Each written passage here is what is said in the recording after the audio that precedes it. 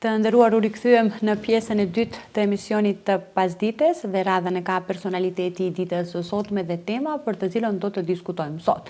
Do flasim edhe sot për një tjetër aktualitet që e theksova dhe në fillim të emisionit, pra kemi të bëjmë me 23 prillin si ditën ndërkombëtare të librit dhe është nder dhe kënaqësi që sot të flasim për një temë aktuale të rëndësishme dhe është bërë një studim në fakt, një hulumtim për herë të parë që ka të bëjë me temën rëndësia e leximit në epokën e teknologjisë. Dhe ky punim është bërë nga doktore e shkencës, konkretisht albanologja Donika Bakiu, të cilën kemi nderin që sot ta kemi në emisionin tonë. Përshëndetje Donika dhe mirëseardhje.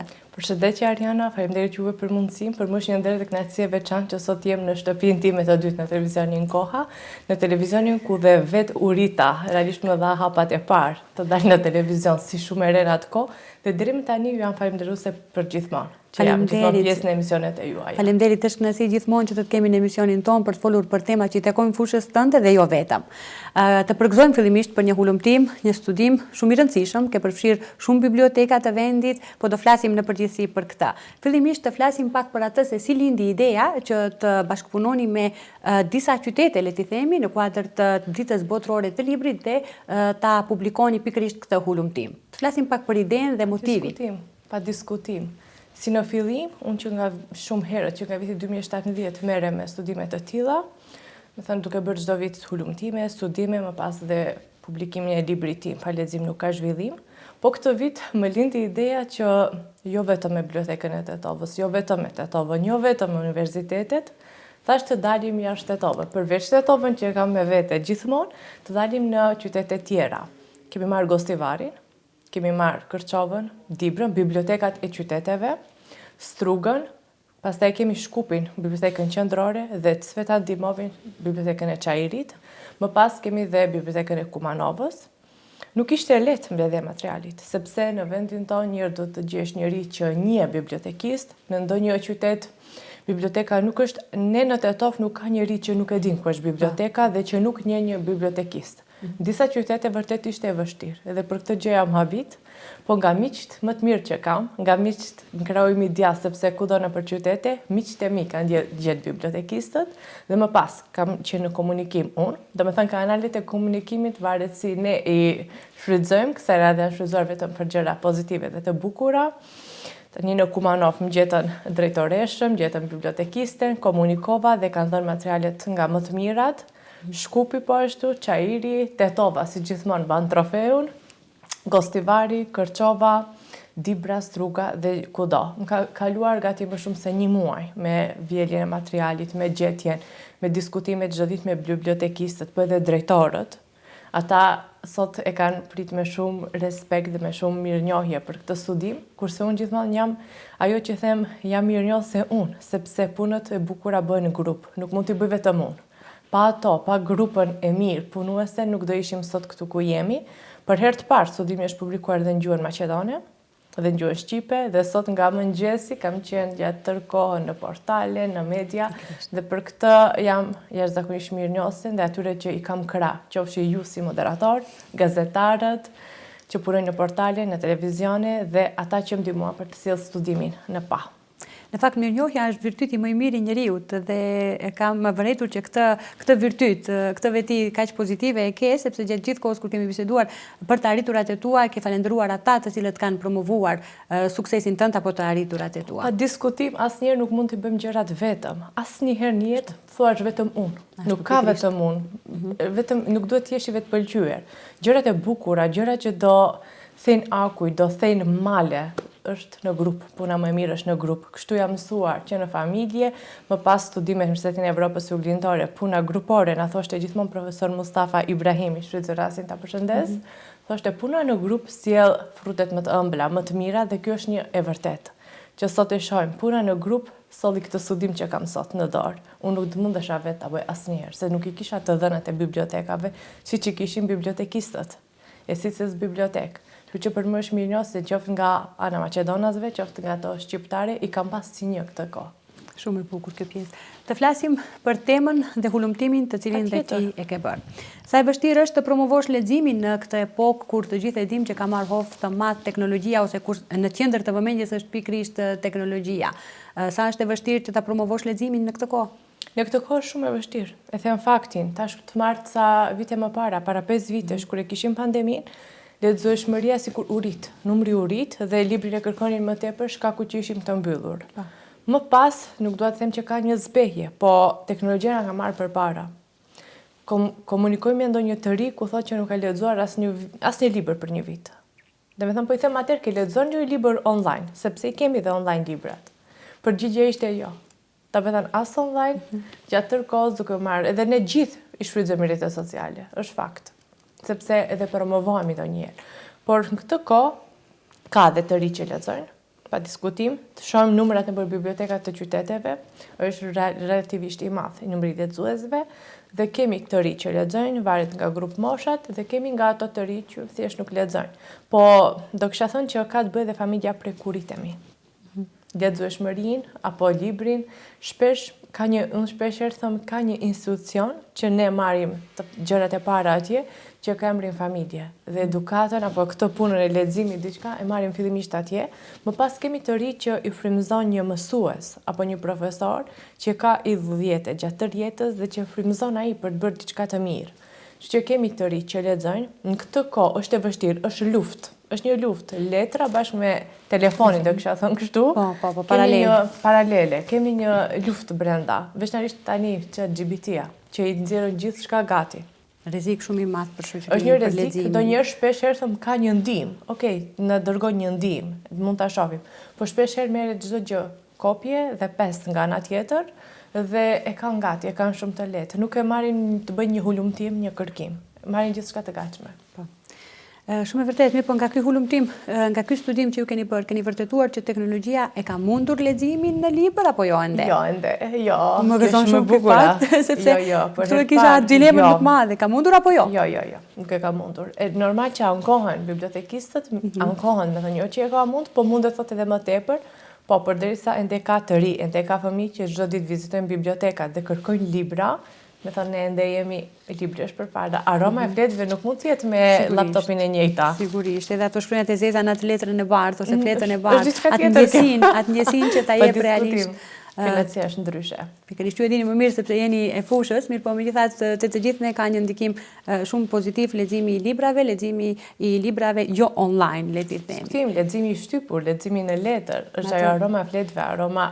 Shpeshherë kur del një libër nga botimi ka një aromë mrekullueshme me fletët. Edhe biblioteka e ka një lloj arome të mrekullueshme. Kur shkojmë në bibliotekën e qytetit, mbushemi me një aromë që nuk e ka askush tjetër. Dhe duam disa më shumë të lexojmë. Pa diskutim.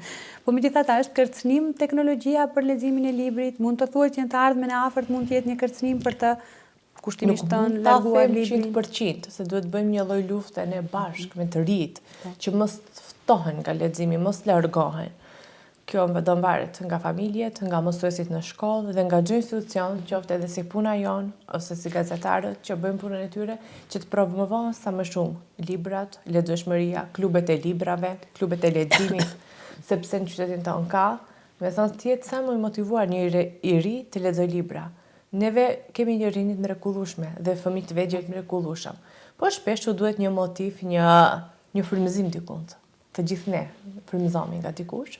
Edhe ata duhet të frymëzohen nga dikush që mos ndodh më e keqja dhe uroj të mos ndodh kurrë. Po megjithatë nëse përmendet të rinjët, a mendoni se brezat e ri lexojnë më pak në krahasim me gjeneratat e mëparshme?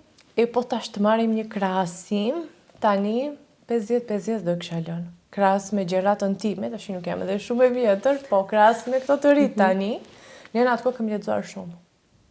Neve në atë kohë, profesori gjuhës shqipe na çonte në fillore flas, në 2 javët lexojmë romane.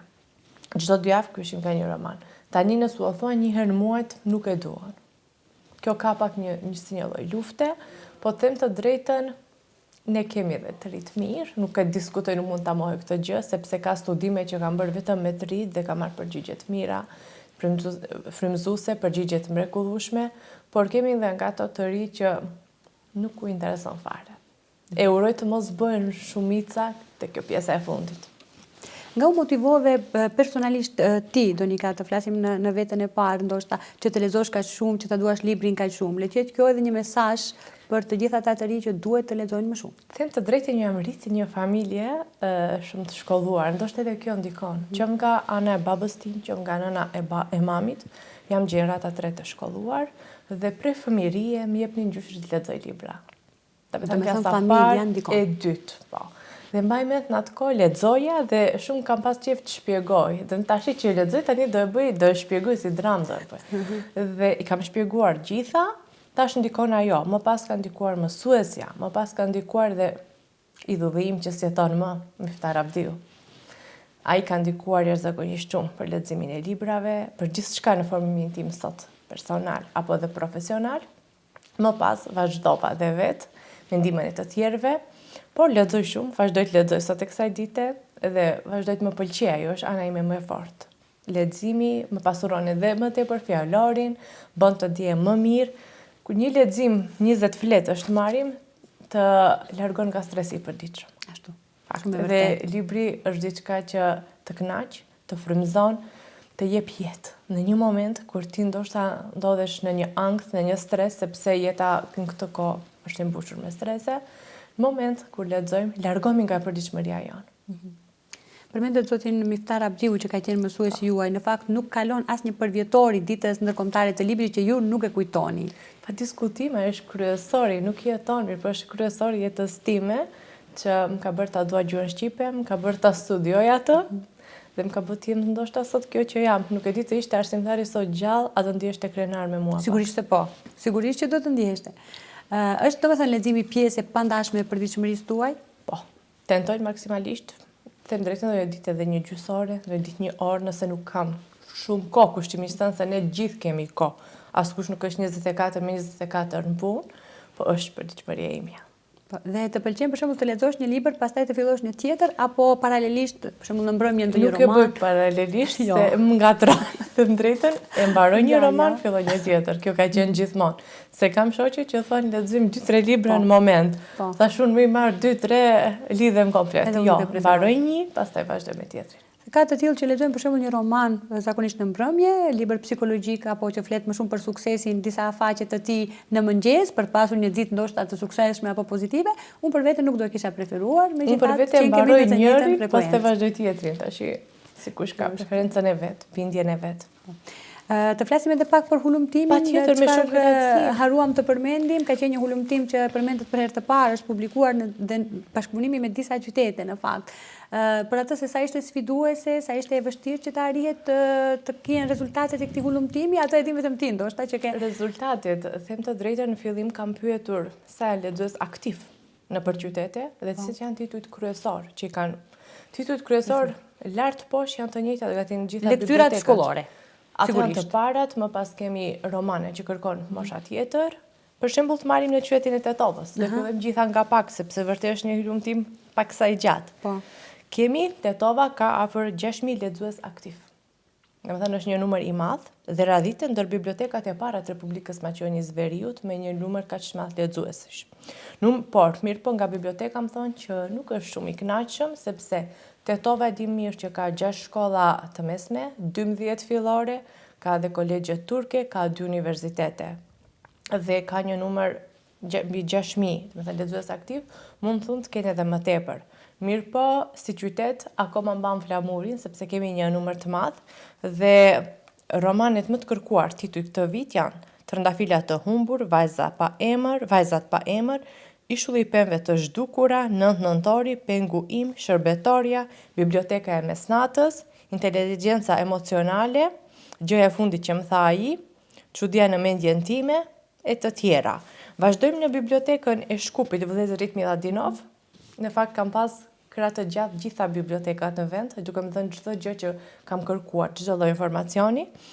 Thot neve në vitin 2024 e mbyllëm me 12.576 libra të botuar dhe 11.686 karta të reja antarësie, do me thënë një numër i madh. Salla jon e leximit në godinën qendrore, e cila është e vetmi e hapur 24 orë, do të thënë salla është e hapur, mund të shkojmë kurdo. Vitin e kaluar ka pas mbi 63.000 në përdorues apo nxënës që kanë hyrë. Në vitin 2025 kemi botuar, thot, 9.090 libra. Dhe kemi 636 karta antarësie, kurse autorët më të kërkuar në Shkup janë normal Maqedon më tepër, siç është Aleksandr Rusakov, Igor Stajkovski, Vladimir Ilievski. Kemi nga letërsia botërore kemi Lisinda Riley, i cila është kudo këtë vit. Në çdo bibliotek marrim sa më të lexuara romanet e Lisinda Rileyt. Riz Bowen, Kristin Hanna e të tjerë. Kemi në bibliotekën e Kumanovës, ku numri i lexuesve aktiv është mbi 4.721. Kemi një numër të madh edhe atje lexuesish, dhe titujt më të kërkuar janë Atlasi, Historia e Pasaldit, i njëjtë është Lisinda Riley, autoret, me thënë çdo bibliotek, qoftë nga Tetova apo shkojmë në Gostivar, kalojmë në Shkup, e kemi këtë autore shumë të preferuar këtë vit, është interesante. Librat, pastaj kemi Propozimin një zotërie, Shërbetoria, Dashuri, librat më të kërkuara nga rubrika për fëmijë në gjuhën shqipe në Kumanov, sepse atje janë më të ndarë Maqedon shqiptar. Kemi Historia e Skënderbeut, Lugjet e Verdha, akoma në librat shkollor që i kanë kërkuar. Dhe kemi nga stafi i bibliotekës qendrore në Çajir Stefan Cvetan Dimovi. Kemi thot librat që janë më të kërkuar këtë vit janë koleksioni i 7 motrave nga prapësh Lisinda Riley. Përsëri është një ndër autorët më të kërkuara këtë vit në çdo bibliotekë që ka marrë për hulumtim këtë vit. Krenari dhe Paragjykim nga Jane Austen, fillon me ne, mbaron me ne. Autori, po, që e ke kudo në bibliotekat, Jane Austenin dhe Lisinda Riley. Janë dy autorët që janë më të kërkuar, po. Kemi Muzeu Pafajësisë, Bora, unë jam e kuqja nga Orhan Pamuk, leksione për shekullin 21, e të tjerë. Kemi bibliotekën e Gostivarit, e cila ka afërsisht 1.800 antar aktiv të librave, dhe librat më të preferuar janë këtu të Daniel Steelit, Natë e heshtur, Muzikë e shpirtit, Aksidenti, Dekorata, më pas Problemet e punës, Bazat e mendimit, Vet analiza, kemi librat e Victor Hugos. Biblioteka momentalisht numëron me afro 1.000 antar të reparti fëmijëve dhe 800 në repartin e të rriturve, të me thënë 1.800. Po këtu thunë të me thënë kur e kanë ndryshuar lokacionin e bibliotekës në Gostivar, ka ta një numër më të madh lexuesve, sepse atë që kanë pas më përpara. Kemi dhe në bibliotekën e Kërçovës, kemi afërsisht 1.000 lexues aktiv. E atje vepra që lexohen më tepër janë Kura e kurrës, Dashuri e shëmtuar, Pengu im, Fillon me ne, mbaron me ne, kemi edhe atje. Do me thënë, e shoh ca vepra vetëm që vazhdojnë. Përsëriten, po. Lisinda Riley përsëri Dritë nga dretarja, Dhoma e fluturave, Atlasi, Historia e Pansaltit, e tjerë. Baba i pasur, Baba i varfër, dhe normal nga autorët shqiptarë në bibliotekën e Kërçovës kemi Ismail Kadaren, Ali Podrimjan dhe Azim Shkrelin, Ylber Nureddini nga Drejtoria e Shtëpisë për Kulturë në Dibër. Në disa vende, biblioteka e qytetit është në shtëpinë për kulturë. Tek ne është drejtorinë vete, kurse në qytetet si Struga, Dibra apo Gostivari është në udhëheqjen e Shtëpisë Kulturës. Në Dibër janë afërsisht lexues aktiv 621 lexues aktiv dhe antarësimet komplekt janë 4.210. Titujt më të kërkuar për të vit janë Fillon me ne, mbaron me ne. Fillojmë përsëri.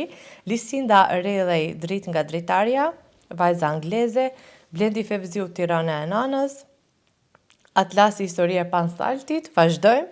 Orhan Pamuk, Muzeu Pafajësisë, është një gjë që në çdo bibliotekë sikur shija e njëjtë kërkohet. Po. Kemi pastaj bibliotekën e Strugës, vëllezërit Miladinovci, literatura në gjuhën shqipe që kërkohet më tepër këtë vit është Ismail Kadareja, Kushesoj Dorëntinën, Procesi Franz Kafkës, Djali me pijama, Johona Shpiri Hajdi, Mbaron me ne, Fillon me ne, e kemi përsëri edhe në Strugë, dhe kudo janë realisht këto emra, këto që kërkohen, po vetëm që kërkon kohë për t'i mbledh, për t'ju parë si është krahasimet, si vazhdon të jetë, dhe uroj të mos jetë i fundit ky studim, të vazhdojë mbase edhe në gjithë vendin ta kisha bërë vitin e ardhshëm ose pas një 2 vitesh, po mbastaj edhe me Shqipërinë me Kosovën të një lloj bashkëpunimi, pse jo. Sigurisht shumë e bukur. Pikërisht këtu e kisha pyetjen e radhës, do të vazhdosh në këtë lloj hulumtimi apo studimi edhe në të ardhmen apo do ta lësh me kaq? Jo, nuk mund ta lë, ka filluar Edhe po të dua. 2017 është tani 2025, domethënë ka 8 vite Që merresh me që këtë merrem pjesë. me këtë dhe e shoh që më pëlqen më tërheq. S'ka më bukur që kur tërheq diçka dhe mund ta punosh. Të plotëson edhe shpirtërisht edhe Të bë të njëkohësisht mirë të ndjesh. punon. Domethënë përdesa nuk punoj diçka, ndonjëherë them sikur nuk jam në jetë. Më mirë këto gjëra të mbajnë në jetë, të mbajnë në punë, të mbajnë aktive. aktive sigurisht. Porosia yte gjatë gjithë kohës kemi dhënë mesazhe dhe porosi për të rinjët që më shumë të lexojnë dhe ta pasurojnë fjalorin e tyre me lexim e kështu me radhë.